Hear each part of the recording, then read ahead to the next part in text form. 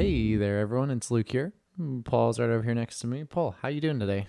I am doing well, Luke. It's a solemn day for USMNT fans, but we're here to talk FPL, so we're just going to completely disregard that and talk about some stuff about leading up to match week 4. We're kind of sitting in the international break now, so I think it's a good time for us to kind of assess what's happened in the first 3 game weeks, kind of decide if there's some pretenders, some teams that we think we actually believe in long term, and just kind of like where FPL is sitting at the moment. Does that sound? I think that sounds fun to me. What about you, Luke? Yeah, it sounds like a lot of fun to me. There's some numbers we'll get into a little bit later on, talk about how teams are performing, which players are standing out, who's getting minutes over the international break, who's scoring goals, all these things that are, anecdotally important to our decision making process in FPL. So, got action packed and very content heavy episode coming up for you all. Paul, before we dive into that, do we want to tell the listeners how your game week 3 team performed?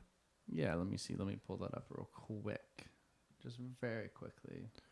Well, I can go ahead and I'll just tell everyone that I ended up on 71 points for game week 3. I made one of the dumber transfers that I have perhaps ever made in FPL. I decided that, good old Charlie Taylor, who transferred to Southampton over the summer, he has not been playing. If he has been, he's been subbing on for 10 minutes here, 10 minutes there. Might eventually get the starts, but just as at 4 million, not worth it in my opinion. I was like, you know what? I'm going to take a gander and just really hope that Indelovich, and please, if I'm pronouncing that wrong, apologies, the young 18-year-old right back for Aston Villa, it's like, surely he'll play, right? There's no way he won't. They don't have another natural right back on the roster. And Unai Emery decides he's going to play someone who could possibly play right back, but is not a natural right back. I think it was Bellegar. I don't remember exactly. Bellegar plays for Wolves. That doesn't matter. But my transfer in this week did not play. It was slightly a risky move, but I think it was a very calculated move where if he played, that's a great transfer because you get a 4.0 defender that's starting and playing in FPL. But on top of my other concern there too was on my bench for game week 3, I had Foden, who was not playing due to illness, Solanke, who's not playing due to injury, then Lewis Hall. So with Charlie Taylor on there, I'm like, if he's gonna, I don't know, he's gonna play. It felt like the smart move. What I should have done is just kept Charlie Taylor, put Hall in, and hope that he got some minutes so I get a point, and that would have been fine, right? So I just needlessly used a transfer on a player who we're not sure if he's going to continue. He's even going to play in the future. So not overall the best decision. I captained Eze this week. Got a 20-pointer from him at Stamford Bridge. So that was nice. Holland, 17 points. And we finally got an Isak goal. And then I got a Davis assist with Ipswich. And then a Trent Alexander-Arnold clean sheet. So 71 points, pretty happy with it, and excited for my team to be fit and ready to go for game week 4. Over to you, Paul. How did your team do in game week 3? Yeah, so my team did all right. It essentially I had 69 points, so 2 less points than Luke. Rank, like we always talk about, doesn't really matter at this point, so basically disregarding that. In our mini league, not doing super well, but better than I am. Yeah, but at this point, everything's so up and down week to week. So it's like as long as there has been much consistency in my team, but I think I'm okay with where my team is right now because I think there's an ability to have really good weeks there, but also really thinking about making changes very soon. But just to run down my team, I had Jedi Robinson in the back, so Anthony Robinson. He's been a good FPL choice so far for the first 3 match weeks.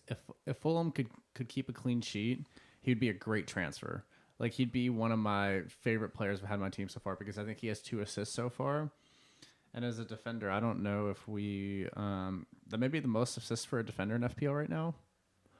FPL assist, I'm not entirely sure. I don't know. It could be. It easily could be. I know he's not leading the league in assist, but he's been a good asset, yeah, especially considering that Fulham haven't kept a lot of clean sheets. Yeah, and so also I have Lewis Hall and Munoz in my backline, which honestly I'm so disappointed by Munoz and the Crystal Palace stuff. Like I have Dean Henderson in goal.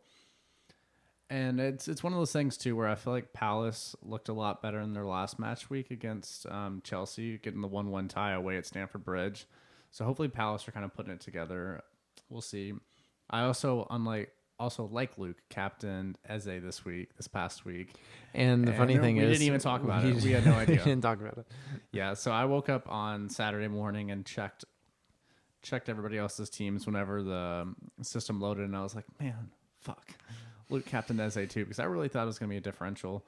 And then Holland goes and, just does Holland Speaking of things. Holland, Paul, currently at the pace that he's on, Holland is averaging, I think it's something ridiculous. Like, if he keeps at this pace, he will score 88.6 goals, somewhere between like 87 to 89 goals. Well, if he keeps on the same pace he's on right now.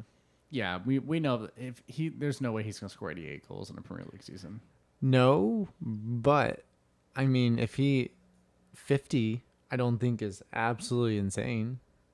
It's right? not. I don't think it is. I think this is like we've always talked about this, Luke, and this is something that comes up a lot in our podcast that Holland has the ability to, like every year he's basically exceeded his XG, and last year he underperformed his XG, and so we think he's really gonna get back to form this year.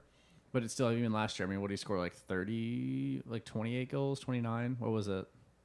I don't know, whatever. Yeah, last year was a down year, and he still basically almost got to 30. So I just don't see a world in which Holland doesn't get to 35, honestly, almost this year. But here, I mean, he has the record for most goals in a season. That was his first year there. Mm-hmm. He got 36.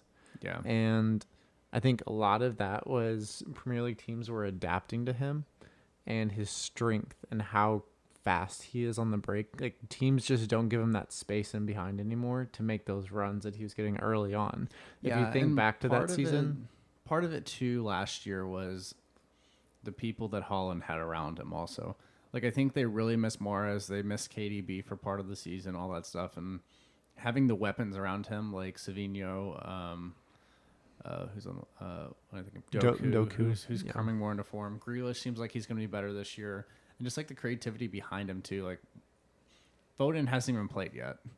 Like, with Foden coming back and his creativity, Rodri coming back too. Like, it's City are in scary form right now for what they're missing. They are, and I think, especially coming from an Arsenal fan, with you saying that, Paul, that means a lot, because just the awareness that City are even moving different already at this part of the season. If they go into Christmas with, say, let's say they're up on the nearest team in the table by 6 points or so in the table, that's scary, right? With the runs that they go on around, we know what they January, December, it would be pretty terrifying, to be honest. But Holland been a great asset. Like we've talked about, we thought he would overperform his XG again this year, kind of revert to the mean of what he's done over the course of his career. And we're seeing that week in, week out. So a good question for FPL, though, is, are we getting back to the way we were at the beginning of last season, where it was just auto captain Holland every single week? Are we there yet, do you think?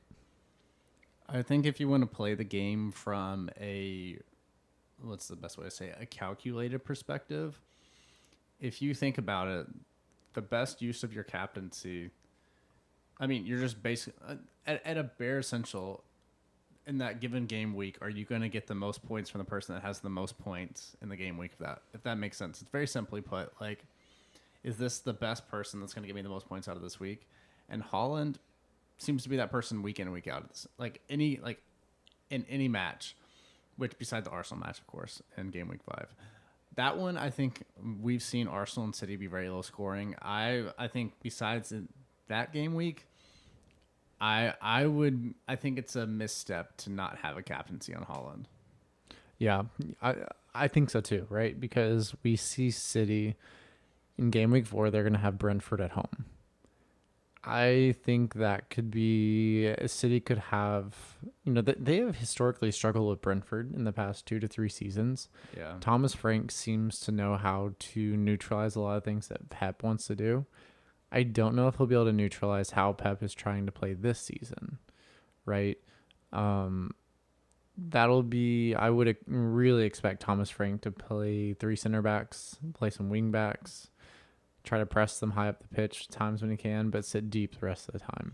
I think the problem right now with City is that like Pep is just developing this system that like their wingers are just so difficult to stop, and unless you have like you're playing a 3-back or you have a bunch of numbers back, they have the pace to get in behind. Holland is, I really do believe that he's an underrated like playmaker. Whenever he has the chance to like drop in and lay the ball off to people, he can do that. Like there's just so many options for the City team about how they can like take teams apart now, you know. There is. In thinking about who might be the best asset for this Brentford game at the Etihad in game week 4, I think Kevin De Bruyne could be an excellent shout I was for going to say that later being in the podcast. right, because Brentford are going to sit deeper. Holland's going to put that pressure on the back line. I think that's going to create some space in the midfield and those kind of little half spaces right outside the box. What is that? Section 14 on the pitch, I think, something like, I can't remember exactly what it is. But, right in the semicircle up there, I think Kevin De Bruyne will have some really nice opportunities. He did score 2 goals during this international break for Belgium, and 2 goals in 1 match. So he's coming in 5 form, and he should have, really, De Bruyne should have returned in game week 3.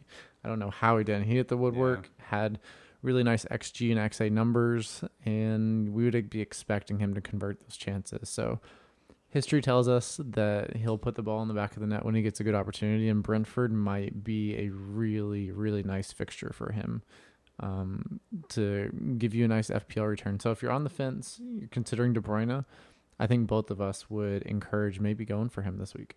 Yeah, I agree. And I think City have somewhat of an interesting run of fixtures coming up. Let me see. So they have Brentford at home. They have Arsenal at home, Newcastle away, Fulham at home, Wolves away, and then Southampton at home in game week 9.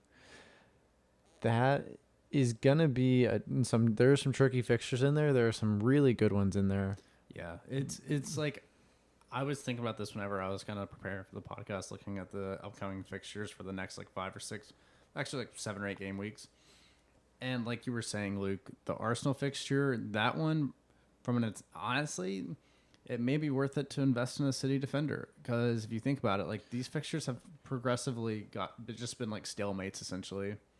I wish we could insert a screeching break right here, because this is a point I wanted to bring up. I'm really worried about City assets because of the amount of fixtures they have coming up. They have a ton of games for really the rest of the season if they continue to make a deeper run in some cups, in a cup, and also Champions League. Then I think, Rico Lewis, for example, he's been a really good asset to have the first 3 weeks. He should have returned a lot more than he did. But I don't know who's going to play, right, whenever it comes down to it. Yeah. It does feel like the Pep Roulette maybe not as bad this year so far. But I mean, that's just because of injuries they've had so far. You're exactly right that when the fixtures pick up more, when Champions League starts, when the cup fixtures really get going, it's going to be kind of a shit show. And that's sometimes why it's really good to invest not in like lower tier teams, but maybe like players that you just know, like we always talk about, that are going to get the X minutes. Exactly. That's really right. Because really, it's impossible to get FPL returns if you're on the bench. It's not possible. Very true. And that will cause managers to miss out on some returns, whether it's City, whether it's Liverpool, whether it's Arsenal, because you do have that natural hesitancy to commit to a player if you don't know they're going to play. That can influence our decision making, but at the same time, we do need to be mindful that sometimes it just happens, right? These things are out of our control. If you have a good player that's a great FPL asset, like Saka, for example, if he happens to get benched sometime in the next 3 to 4 weeks, then that's something you just take in stride. That's why we encourage you to have a stronger bench and be able to cover that. So keep that in mind whenever you're picking your players this week, especially if you're wildcarding. I would very much so implore people, if you're on game week 4 wildcard, make sure you're wildcarding in players that you are pretty sure are going to be playing and starting and have high X minutes.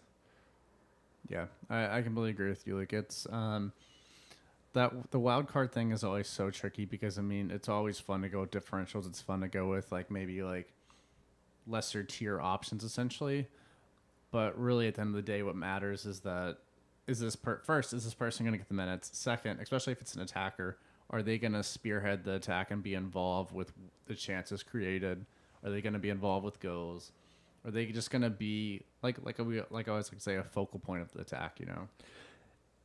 This is a good segue to bring up Luis Diaz with Yeah, let's talk with about Liverpool. Liverpool a little bit. I think Liverpool have looked very impressive. If you look at their attacking front three, all of them seem like they could have had more goals than what they currently have. But Salah's kind of the outlier, right? Like his data is not incredible whenever you look at it. He has returned. Salah is currently joint tied for top points getter in FPL with 41 points alongside Holland. But his numbers have not been overly exciting from how I view it. It just seems like he's being very efficient right now, converting his chances. He's got a couple assists that, I mean, he has 3 goals and 3 assists up to this point in the season. Let's look at his underlying numbers, right? Because that's what's really going to tell the story here for us. And so I do not see it on here. Okay, so currently, Slot, like I said, 3 goals, 3 assists. He has an XG of 1.83 with an XA of 1.08. So he's pretty vastly overperforming both his XG and XA. Yeah. But it is Salah, right? We know how he is in FPL. If he has a sniff at goal and he's in form, he's going to absolutely put a chance away. Yeah, this is the thing that really bothers me, Luke, is that like I think you could look basically over the past Holland's been at City for 3 years now, right? This is his 3rd season. Yes. If you've looked over the past 3 seasons, the 2 best players to have in your FPL team consistently are Holland and Salah. And going into the season, this is something that is well known that I know I got in my head, and I feel like other people probably like thought too deep about it, or maybe just had questions about who Liverpool were going to be this year. Because I mean, we knew going into the season that Salah was kind of going to play the wingers a little different than Klopp did, and it's like, oh, is Salah going to be different? Is he going to whatever? And it just seems like he still is Salah, you know, and that sucks as somebody that doesn't own Salah, because having the ability at the beginning of the season to have him and Holland in your team really just feels like a cheat code. Like if you're wild carding now, I mean, I know. Let's see Liverpool's fixtures. Let me see. So Liverpool So they have Nottingham Forest at home, Bournemouth at home, Wolves away, Crystal Palace away, Chelsea at home. Like those fixtures, that is scary to me as a non-Salah owner. I mean, I have Jota in my team, but Jota wasn't. I know they scored 3 goals last weekend, and Jota wasn't involved with any of them. So it's very possible that I mean, maybe like what happens if Darwin subs on, gets a goal, Well, and then like Jota fades out? Then to not have a piece of that Liverpool attack feels like it's gonna be very risky, especially over that run of fixtures they have going forward for the next 4 or 5. here's another thing to throw a wrench into all of this, right? If you're a Jota owner, Jota got 90 minutes today whenever they were playing they're playing Scotland today. Yeah, Ronaldo with a late winner. 90 minutes on the pitch in an international friendly, given he did not play, I believe, or if he did, he subbed on late in their first fixture in this international break. But as a Jota owner, that's not what you want to be seeing, that he's playing 90 minutes over the international break, putting, extra minutes into his legs. And Liverpool have just about the same amount of fixtures as City do, like we were talking about. And it's the same. It's going to apply to City, Arsenal, Liverpool, all of these top teams who are competing in multiple competitions.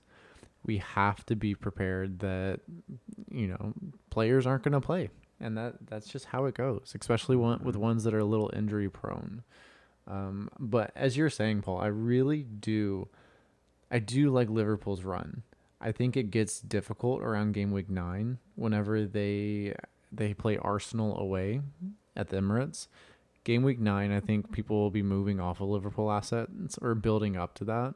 But until then, I mean, if you have a Liverpool asset and you feel good about their minutes, I would not move away from any of their players for, a good 4 to 5 weeks, in my opinion. Yeah, I think, Liverpool just feel like they're kind of already moving on to the next stage after having one of their best managers of all time. So it's exciting. If I were a Liverpool fan, I'd be so excited right now. Question for you, Paul. If you had Salah in your team, would you captain him for this fixture in Game Week 4 where they have Nottingham Forest at home?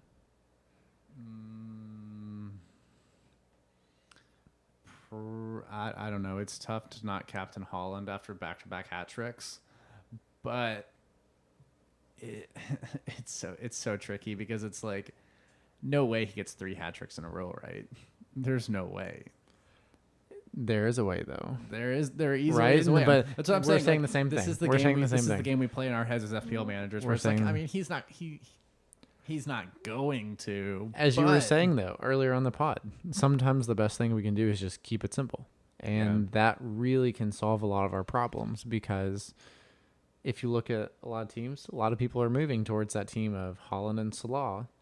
And why didn't we start out with that? Not a lot of people did. Yeah. Yeah. And like I said earlier, it was just the Liverpool question marks people had about how they were going to really set up. But I do think that, like, if you're not captaining Haaland, Salah is easily the next best choice. Okay. Finish your thought, but let's follow that up with who we think are the best captaincy choices for Game Week 4. Okay. But yeah, to me, it's simple that, I mean, like, Haaland and Salah are both tied on 41 points at the top of the FPL leaderboard right now. We both know any match week they have the ability to have numerous returns. I mean, Haaland, like we said, on the heading into possibly having 3 hat tricks in a row. It's entirely possible he could easily do it against Brentford at home. Like Luke said, Brentford historically have done better playing against City. But there's just something about when City play at the Etihad or Empty-Had, sorry, my bad. But I don't know. It just feels like, but Liverpool against Nottingham Forest at home feels like a fixture that Salah could get 2 goals and 3 assists. Like that feels like a game where Liverpool could absolutely smash Nottingham Forest, which I'm totally fine with. Like, I'm a total Nottingham Forest hater. So the thing about Salah too, right? As I was saying earlier, and we're in complete agreement on this. Is Salah feels like he's in that form where you give him a chance, he's gonna make the most out of it the majority of the time. Mm-hmm. There was a period last year near the end of the season where he was not doing that, where it just looked like he was out of form. Maybe his body was just worn down. I'm not entirely sure what it was, but this year it feels like he's, externally leveraging Liverpool to make him another contract offer. Mm-hmm. He's in that contract year. Kind of wild that was one of the first things he said after the match. You know what this is, Luke? This is a great NBA comp. He's going into a contract year. Yeah, he wants to get that contract. I mean, like, honestly, think about it. If he really, I mean, he may love his life in Liverpool. He may like all these things, but like, if he really wants to make money, he knows where he needs to go. Saudi Arabia. Yeah, he knows where he needs to go. And Liverpool probably don't want to see him sail off in the sunset yet because, I mean, if he keeps this form going, how could they not offer him another contract, I agree. And, he also has a lot of value built up in the bank with Liverpool because of how much he's given to the club and what he's meant to them in general. Without Salah, I would say this period in time where Klopp was there probably looked a lot different because he's just been so reliable. He's been a great, great player for their team. And I would, frankly, I wouldn't be worried for them. But at the same time, I think that this period in time would have been much different for them overall. Yeah, I agree. Circling back to captaincy, going into Game Week 4, I think Haaland is the best choice. Salah is also a really good choice. Aston Villa assets very much so intrigue me going into this fixture. I don't know, man. The one that I would captain if I was going to would be Ollie Watkins. I think this could be the one where he breaks out. And Everton have looked really poor. That is a fact. I actually think Duran is a better FPL choice at this time than Ollie Watkins. Why? What do you think Watkins is going to get benched? I think it's possible. I don't think it is. And if it is, it's going to be something short term, in But I my mean, opinion. if we think about it, one of the big things about Ollie Watkins last year was that he usually was playing a full 90, and what this year he's played. Let me tell you. I mean, he hasn't played over 75 minutes yet. Yeah, I mean, think about it. I He know got that. subbed out in the 61st minute against Leicester. He got subbed out in the 65th minute against Arsenal, the 62nd against West Ham. Like like we were talking about, the X minutes is not there. Duran subbed on and had 2 returns already in the season. And I mean, obviously that kind of is counterintuitive to the expected minutes, but I think there's a chance Duran could start. But here's the thing, right? Ollie Watkins, he has already accrued an XG of 1.7. No goals to show for it, but he's just out of form at the moment. I think he's going to play himself into form. Watkins is too good and too important to what they're doing at Villa for him not to play. I think Duran, if you choose to go with Duran in your FPL team, you have to go into it expecting he's going to play 15 minutes a week at maximum. And the potential of him returning in those 15 minutes is really limited. Like the price difference to me, though, like if you had Duran up top, what is he, 5.5, 5.0? Yeah, but the thing about that, right? If you're going to go with a riskier, maybe chasing more higher upside, go with Morgan Rogers. His great value for the pick. Yeah. And from what it looks like, he's going to be playing week in, week out in an attacking position. I agree with you. Look, I think you're right. Duran is a little bit of a riskier choice. Rogers may be a better way to get in that attack. But my whole point here is that Ollie Watkins at this point is at 9.0 is just way too much, I think. He is expensive, but with their fixtures they have, they have Everton at home, Wolves at home, who Wolves have not looked good defensively so far this season, Ipswich away, Manchester United at home, Fulham away, Bournemouth at home. All of those matches, we can see Villa scoring a fair amount of goals. Well, I think they are still adapting to bringing in the players they did and figuring out how to best adapt those players to the system they usually play. I do think they're going to score goals, right? We saw Watkins. Watkins should have had 2 goals against the best defense in the league, right? There's no question about that. So ultimately, I think Watkins could be a good captaincy pick. If you have him, I would implore you to think about captaining him for game week 4. The other player who I think is interesting that would be worthy of a captaincy and not too much of a shout is Eze. Eze has looked really good this season. He is second in the league in shots per 90 minutes. Got his first goal of the season against Chelsea in game week 3. He's been training with England. I feel like players can almost go into a purple patch whenever they go play with their international teams, have a chance to be around other top players in their country and kind of build off of that. I think Eze could do that in this match because whenever we look at Leicester, they have not been great defensively. I really think that Eze could be a good pick. It's going to be hard to go against Holland or Salah, though, ultimately. So yeah, I agree with that, Luke. So I actually had written down. Sorry, sometimes English. I wish it was my second language, but I had that down that I think Eze over the next 3 match weeks could be the highest returner. Yeah, it wouldn't shock me. I think it's entirely possible. I mean, if we look at their next 3, did you already say that, Luke? I didn't say that, so go ahead. So it's Leicester at home, Manchester United at home, and then Everton away. Like all 3 of those fixtures to me seem like really good chances for Eze to have a goal and assist, 2 goals. It's entirely possible for him to do that. And perhaps, I don't want to jinx it, perhaps there's a clean sheet somewhere in those next 3 fixtures for Crystal Palace because we both Paul have a and I defender. have double Crystal Palace defense, and that has been one of the worst choices that either one of us have made in FPL in quite a little while. So keep an eye on that one, and we'll definitely keep you all updated on what we think as far as that goes. So Paul, if anyone's on wildcard coming out of the national break, going into game week 4, what tips do you have for them? I think the first thing you need to determine when you're wildcarding is finding teams that you believe in and finding teams that you're like, well, maybe this form is deceiving and things are going to change because I mean, I think really your best friend at this time, if you're wildcarding, is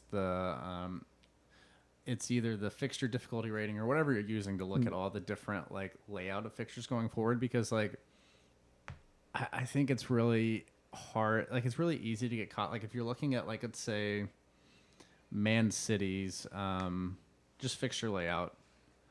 I mean, yeah, Brentford at home looks like a great fixture. Some of these fixtures like farther down the line look really good. Right. But I think being very like calculated with how you plan out you're going to use that wild card, because like say you want Man City but like you're like, oh, they're playing Arsenal, they're playing Newcastle away, those are not easy attacking fixtures for them. And I think having contingency plans too into your team and setting up in a way that gives you a good balance of like, yeah, I'm setting up for a good thing, but like I know that I'm going to do X, Y, and Z after I've used my wild card, you know? Right. Yeah. Kind of, and another layer upon that, right? If you're going to be wild carding, it's good for you to plan out how you're going to use those transfers in the future, because the more transfers you can get to, now that we can go over two, the better off you're going to be in the future, and the more flexibility you're going to have as you roll into the future. Because we never know. There could be something crazy that comes up where we get, a week that's rescheduled. And then we have blank game weeks on top of that. We have double game weeks. There's a lot of things that can change really fast in FPL, and the ability to get over two transfers is really important. And you need to plan for that whenever you're wildcarding. So keep that in the back of your mind as you're building your wildcard for game week 4. Yeah. I just to add to that though, like to be more like in the details of going in this wild card and just instead of like just general ideas. If I were wild carding right now, I would be targeting Liverpool, Newcastle, maybe this is when I go back and forth on, and easily Villa. Those three are teams I think that you really need to be focusing on in your wild card. But also, I'm just gonna say it too. I'm not like, I think it's pretty evident, but like Arsenal defense after match week 5, after the City game, going from 5 to 6, and they play Leicester at home, Southampton at home, Bournemouth away. I think a triple up on Arsenal after game week 5 is going to be necessary. Yep. And then I think so too. But I also, on the flip side of that, I think you could sell Arsenal assets for a good 2 weeks here, in my opinion. I wouldn't sell the attacking assets. I think defenders possibly, but I think Kai Havertz and Saka are a great combination to have in your team for the next 5 up till game week 9, I'd say. Yeah, I think around game week 5, I think the duo of Havertz and Saka is going to be very popular. From what I've seen from Arsenal's defense so far this season, I'm not sold quite yet. I think Raya's been incredible. Raya's been the best keeper in the league by far, in my opinion, with some of the saves he's made. And he's kept he has kept Arsenal 2 clean sheets that they wouldn't have had otherwise without him. And I will say Ramsdale is a great keeper, but that's why they brought Raya in, because he is an elite shot stopper. His play out of the back, it can be a little shaky at times. Sometimes but he tries a little too much. It is definitely a trade-off, and his shot stopping is elite. Oh, go ahead, Luke. Sorry, I didn't realize. You're good. Go ahead. If you were gonna, let's just say that same vein of thought, would you agree with those teams that you would target in your wild card? Is there any other teams you would add to that? Or there would be a couple that I would have on my radar outside of those. I think the teams you outlined, which were Liverpool, Newcastle, and Villa, those 3, I think those are really good ones. I would personally be looking at, I think West Ham are interesting. They're midfielders. Whether you go Bowen, Kudus, I think those are good picks. I like their run of fixtures personally, just because I feel like West Ham, we haven't seen the best out of them quite yet. But regardless, I like their fixtures, right? With West Ham, they have Fulham away in game week 4, Chelsea at home, Brentford away, Ipswich at home, Tottenham away, Manchester United at home, Nottingham Forest away, Everton at home. That's a good run of fixtures, right? And if you can get a cheap asset there, like someone like Kudus, who's really cheap and looks like their main attacking threat, if you have him someone that you can rotate with nicely, I think West Ham are a good place to go. Maybe even a cheap defender as well. They might keep the clean sheet here and there. Max Kilman actually looks really good at West Ham, so something Yeah. to keep an eye on. Another team that I actually really like, and my team benefited a little bit from this last week, is I think Leif Davis is a great asset to have. He has Ipswich have an incredibly nice run in my They really opinion. do. I agree with you, Luke. Even going all the way up to game week 13, right? They have Leicester in there. They have Nottingham Forest in there, Southampton, Everton. Those are matches where I think he's going to create a lot of chances. And maybe a clean sheet here and there. I'm not counting on it. I just, you never know how it's going to go with newly promoted teams. But if this was, say, Arsenal or City who had that run, everyone would be tripled up on that team without a doubt. I do not question that one bit that people would be bringing in those players. So I really like Ipswich's run, West Ham, and on top of that, I think Arsenal, kind of like you're talking about, Paul. I think Arsenal are really nice from game week 5 on. It's something that I'll be keeping in mind for whenever I do play the wild card. And it might be sometime in the near future. It might be 7-8 weeks off. Not entirely sure, but I have it planned. I just don't want to say. Yeah, no, you gotta hold your cards close a little bit, Luke. Exactly. But let me see. Any other thoughts on the current layout of FPL? I know we're gonna do a later segment where we kind of play a little, where we do a kind of non-FPL thing where we're talking about our dream starting 11s where we can only have a player from one nation. You can't repeat the nation again. But any other closing thoughts on this, Luke, on FPL and where we're currently sitting in the Premier League? No scorching hot takes this time because my most recent scorching hot take, I think, following game week 1, I thought that Liverpool were instantly a contender after watching them play and seeing how Slot has them being a bit more pragmatic, but also kind of stitching the play together really nicely in the attacking phase. I'm very excited for Liverpool to continue to grow as a team under Slot. I think there's a lot of potential there, and I think they're going to push City and Arsenal if they can stay fit and healthy. Outside of FPL hot takes, I think this is just, me thinking about my team personally.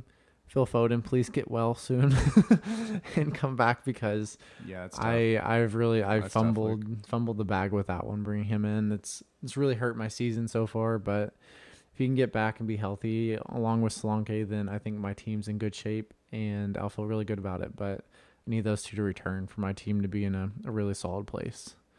Yeah, I think another thing really to remember, just more like overarching FPL stuff in general, is that we're 3 match weeks into the season.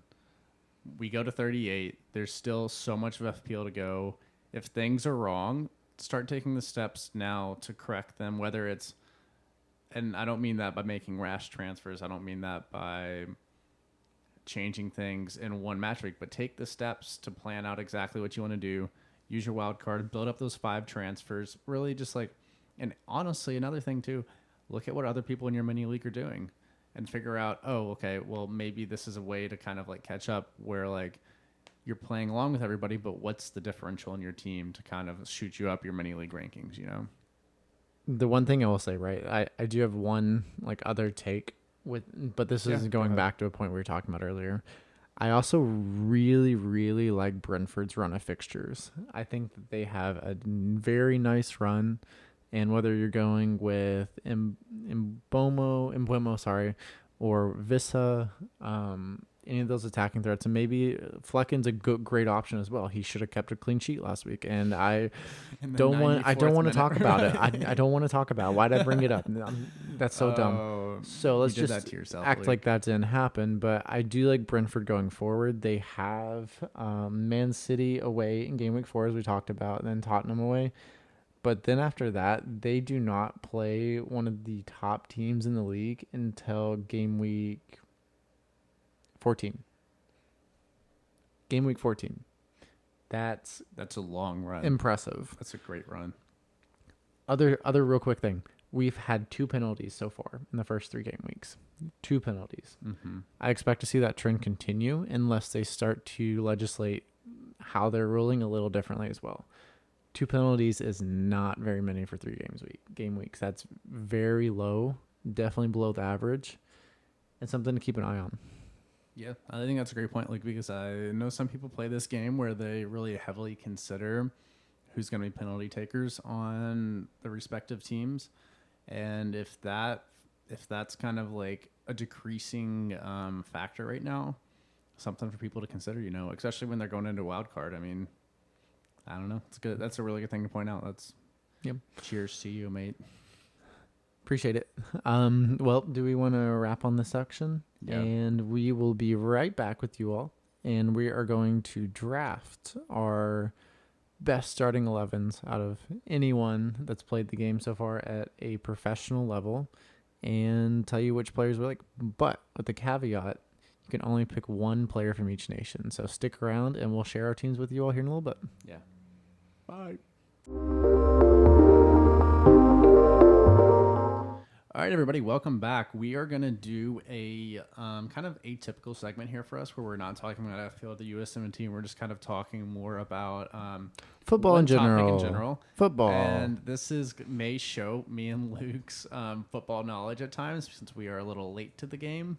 But also, I do think we've grown a lot. We have a large understanding of the game. So I think they're going to be pretty good teams. What we're doing is we're drafting our ideal starting 11s from all the players that have ever played in world football, but the caveat is that you can't repeat if a player's played for, say, France, you can't pick another player from France.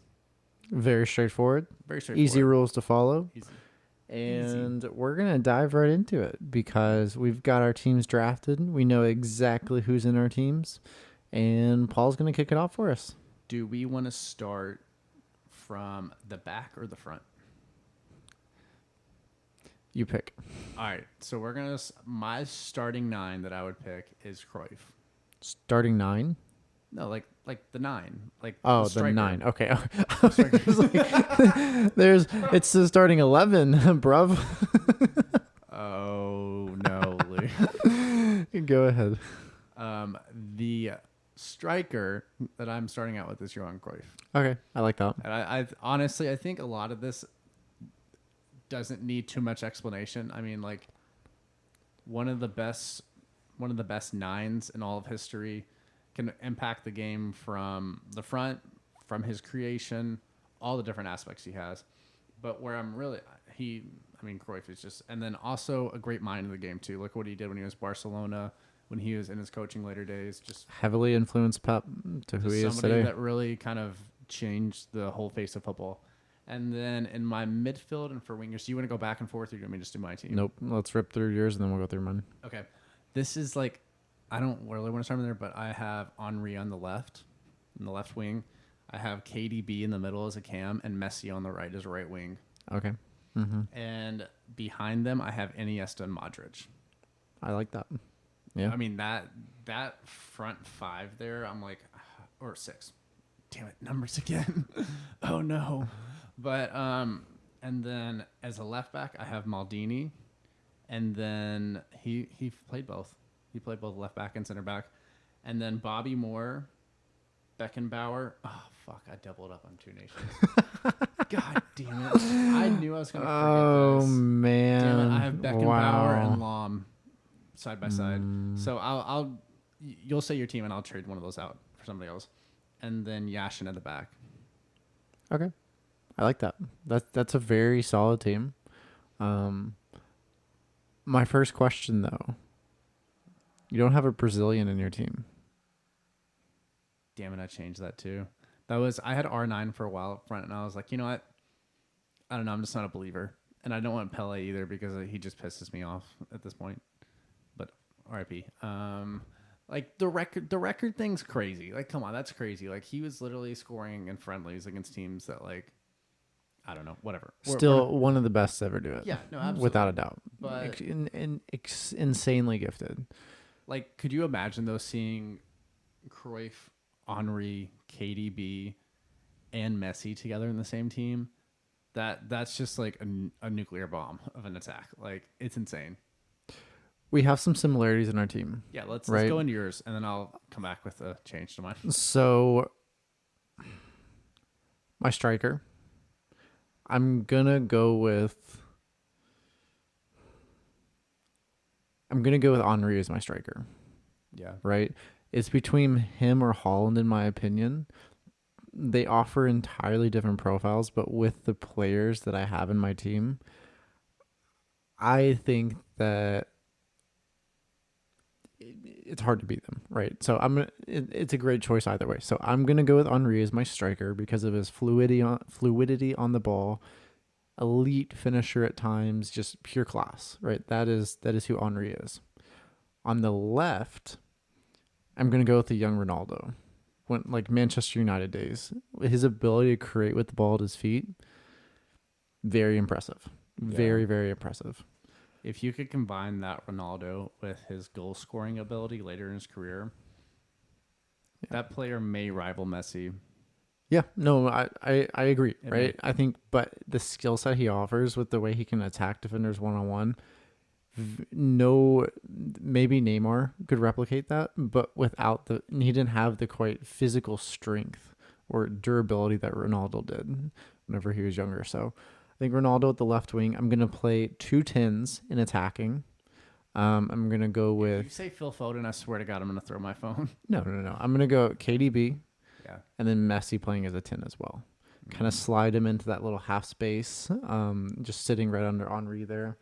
Their interplay would be incredible within this team, right? My right winger, and forgive me, but I'm gonna go with Maradona on this one.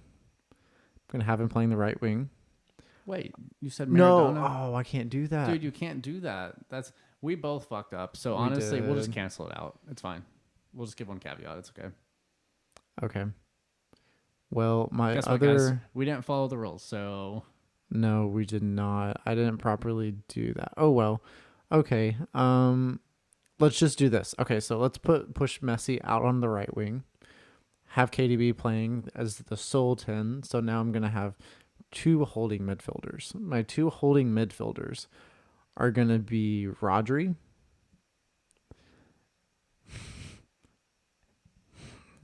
and Javi. I can't do that. God, Luke. No, okay. Yep, no. I know who it is. on. It's gonna be Hullet. Ruud Hullet playing as my holding midfielder. That way Rodri can have a little bit more creativity. But Luke, I have to ask a question. Do you have Van Dijk as one of your center backs? No. Okay. I don't. Just making sure.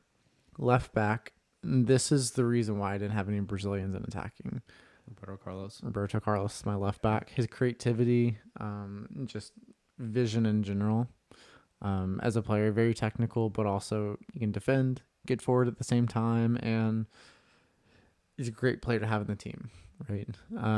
My center back, first starting center back, is going to be Maldini.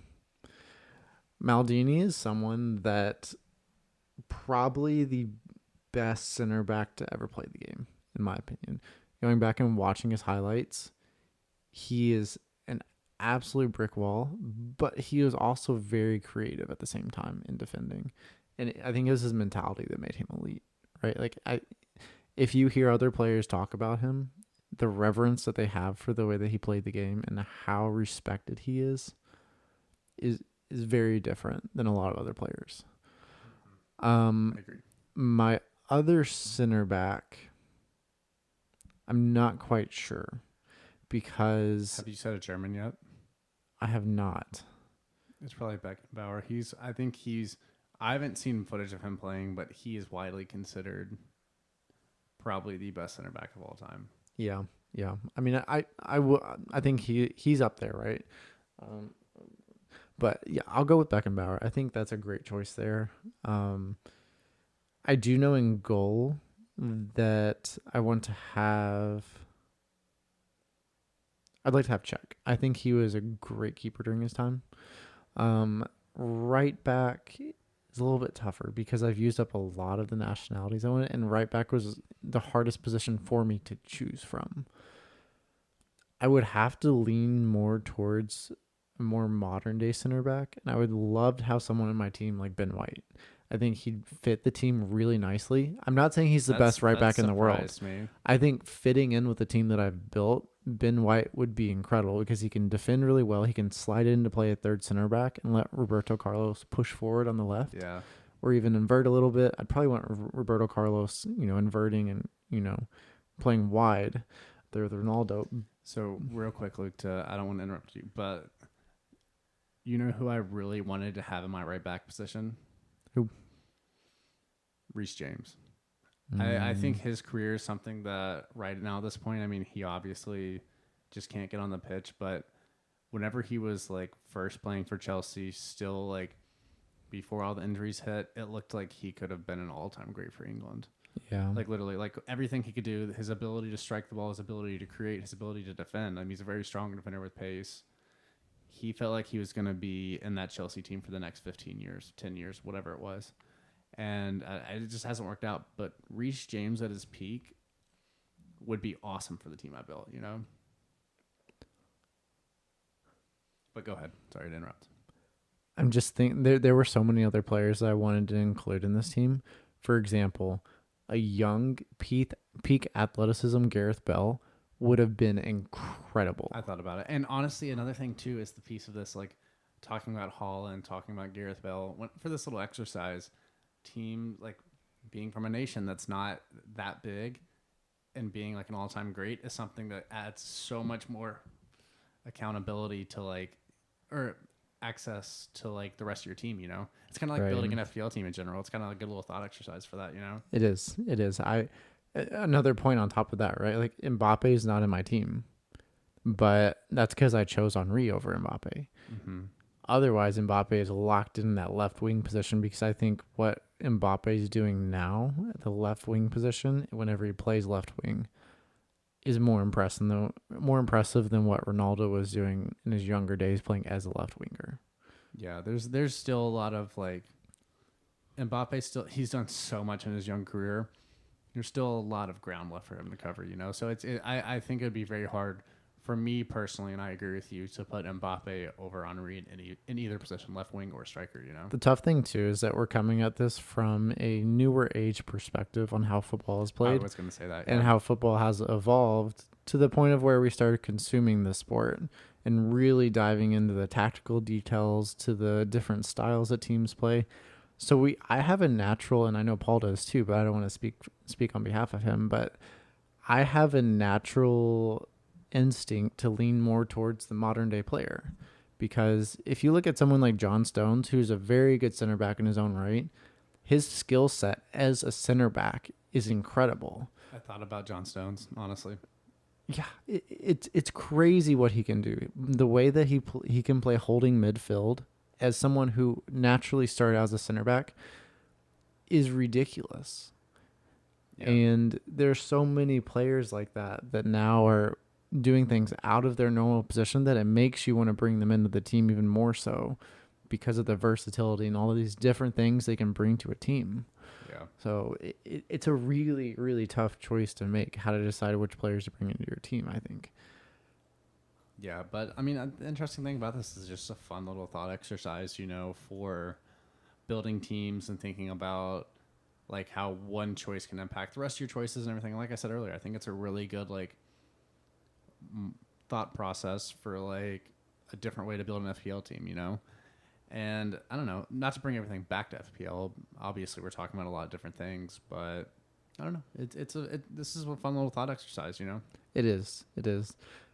I was thinking about this too whenever I was going through and making my team, and I knew that it was gonna get, before I actually made the team itself, I knew it was gonna get hard when it came down to like the 10th, 11th player. Like, how do I pick which country that's gonna be? And in my mind, I was like, I would love for a U.S. player to fall on this list. And they just don't. Wait, so the question, though, like, what player... Actually, the answer is too evident.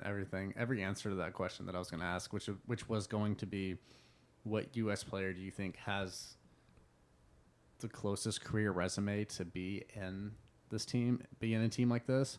And the easy answer is Pulisic or Clint Dempsey, right? Yeah. It's one of those two, and obviously they're not anywhere near this level, which is fine. I mean, that's obviously no shade on them because their careers in their own right have been amazing. And, like, I think we're going to see a lot of growth with Pulisic over the next couple of years. I think he's kind of like his career from where he was at Chelsea is a lot more back on track. But I mean, we'll see. I mean, who knows? Who knows? Maybe there will be a U.S. player in the next 10 years that pops up and changes things for us. For a little side tangent, I think Milan has always had this reputation of being a club that is more designed like a family, right? They have a very, from what everything that I've seen, everything I've consumed, it's a very kind of cohesive, coordinated club to be at, to where someone like Pulisic, who was in a difficult club position for a while, it's a great place for him to go to and have a very rigid structure, which kind of sounds bad when you say it, but at the same time, that structure provides him the ability to know what his day in, day out's going to be, know when he's playing or not, and that provides a lot to a player whenever you have that structure that allows you to focus on the things that matter, like getting better on the pitch and not all this extra stuff that floats around these big top six clubs in the Premier League, because there's so many variables that are influencing these players' lives that we don't think about. Yeah, and like now's not a good time to be an AC Milan fan, let me tell you. You are not happy if you're an AC Milan fan because it's been a struggle to start the year. But you're right, there is a certain pedigree at that club that I think they've been through everything. Like AC Milan's risen, they've fallen, they've risen again, they've fallen again. And now it's kind of like a time where they're still trying to figure out who they want to be under their new manager. But I don't know. I think it's a great fit for him. But to kind of just sum up what we just talked about, the building our own starting 11s for this different thing, for this different team, I don't know. It just feels like in world football right now, it's like you were talking about, it's very hard for me not to be like, oh, I need Salah in there. I need Eden Hazard at his peak in the Premier League. I think our focus is very much on the Premier League. So it's hard for me not to include, like you said, John Stones, like all these different options where it's like, these are almost all-time great Premier League players that we're seeing. So I think we're in a great era of world football, especially, or even just Premier League. I mean, think about it. Like, I think Liverpool's kind of on the back. I think, obviously, City have won, four of the last 6, something like that. So they're obviously dominating the Premier League, but I think that's very close to changing sometime soon. I think Arsenal are going to pushing City. I think Newcastle in the next couple of years are really going to figure it out. I just really think it's a great time to be a Premier League fan because we're going to see a lot of growth within the league. What it feels like to me with this arms race between City, Arsenal, Liverpool's coming up, looking really good with Slot.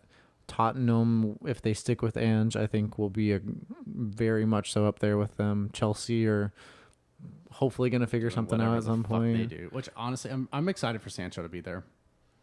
Yeah, there's so many minutes. bodies is my thing. But go ahead, sorry. But what I'm trying to say, right, as we see this arms race of teams fighting to be the best team in the Premier League, I think until City lose the next title, it's going to be incredibly hard to dethrone them. Let's say that Arsenal go and they win the Premier League this season. The aura around City is different next year. But if they win again this year, and they go on that similar run that they did last year in the last couple of years where they just reel off games from December, January onward, the aura means something. That influences the way that teams play you because you have this mystique around you that is almost enough to win you games. Yeah, think about the Golden State Warriors in the third quarter.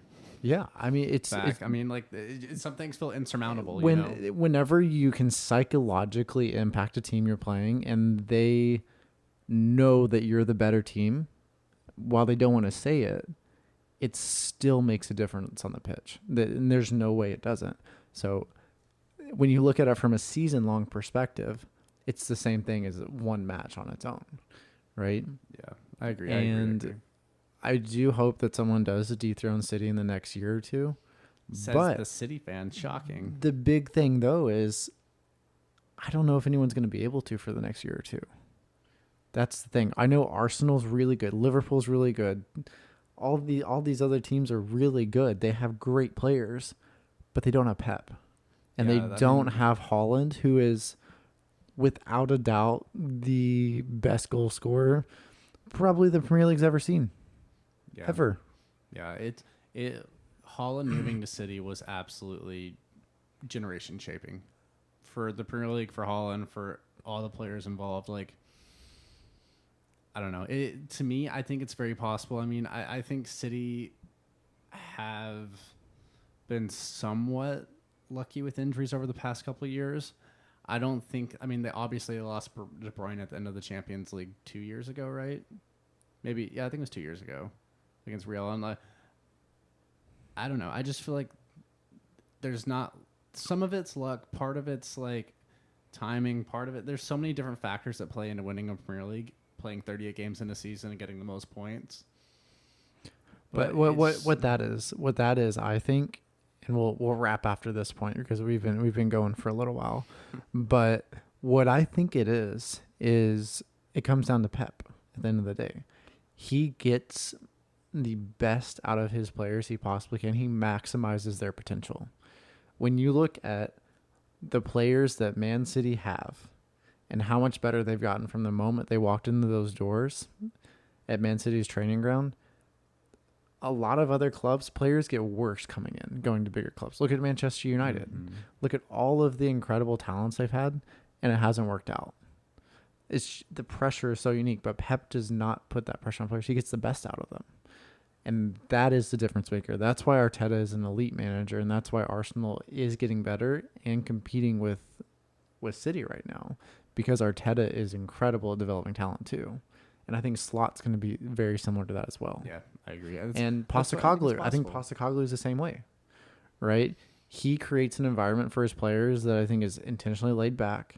He demands a lot out of them, but his relationship with the players is going to make them better over time. It's not. Ten Hag is someone that I don't see much of a tactical system. I see excuses. I don't see him using players in positions that play them to their best strengths. Like, I'm sorry, Casemiro should not be playing at this point because he's putting him in positions that he's not very good at. Like, why do you have Casemiro in a position where you want him to play a diagonal long ball in the middle of the pitch with 5 players closing you down against a team you know is going to press, and you're asking him to do something he's not good at? Like that, it's on Ten Hag for putting Casemiro in that position, right? So it comes down to the manager. Then in my opinion, the players are great and everything, but the manager is what makes the difference between a title and not winning a title at the end of the year. Yeah, I agree with you, Luke, but I also think there is a certain discussion that a manager can almost, like,